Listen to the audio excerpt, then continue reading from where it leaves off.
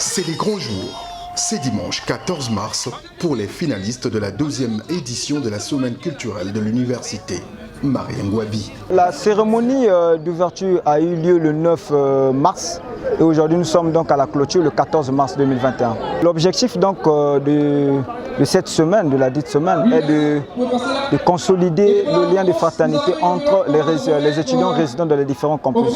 Et l'objectif est de montrer l'importance de la culture au milieu universitaire. Après 6 jours de preuve, la compétition qui oppose différents candidats de 5 campus de cet alma mater va aujourd'hui rendre son verdict. Pour cette 2e édition, 4 preuves. Il y avait le concours projet innovant, le concours l'As des As, notamment appelé les chiffres et les lettres. Il y avait le concours dictée français-anglais et il y avait le concours épelle-moi. Justement, dans la catégorie projet innovant, un seul projet va être primé sur le 9 présenté. Nous avons fait appel à des experts, qui est donc le directeur général de COSALA, M. Dester Omono, l'entreprise qui a permis qu'aujourd'hui nous puissions déceler le meilleur projet. Et je pense que la sélection a été bien faite avec des critères bien définis. Avant l'annonce finale, l'attente semble plus que jamais interminable. Le gagnant est... Bon, j'aimerais d'abord que vous applaudissiez. Le gagnant est... Monsieur Dengue Gersi.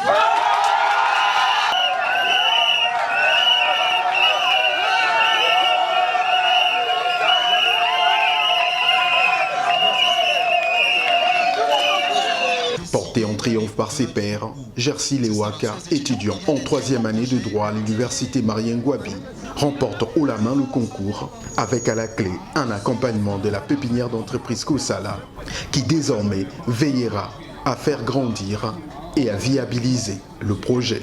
Donc nous avons pensé mettre en place un service qui permettra à la population de ne plus se déplacer en appelant juste un numéro et nous leur livrons le gaz à domicile. J'étais vraiment à la recherche d'un accompagnement. Vraiment, c'est une joie pour moi. C'est un projet qui est très innovant parce que nous avons trouvé que l'étudiant était quand même quelqu'un qui a innové de lui-même avec ses propres fonds. Et nous avons été convaincus qu'en l'accompagnant, que ce projet sera un projet qui va desservir la ville de Brazzaville, effectivement en termes de besoin de gaz butane. L'accompagnement de COSALA sera pas seulement un accompagnement financier, donc COSALA va le former, COSALA va donner les moyens matériels, pour ne pas parler en termes de logistique, et COSALA va le trouver sûrement indisponible. Pourquoi pas un bureau au sein de COSALA, il va évoluer et on va faire en sorte qu'il bénéficie de bases de données clientèle de COSALA pour effectivement structurer mieux son entreprise et être chef d'entreprise et quitter de l'informel au formel.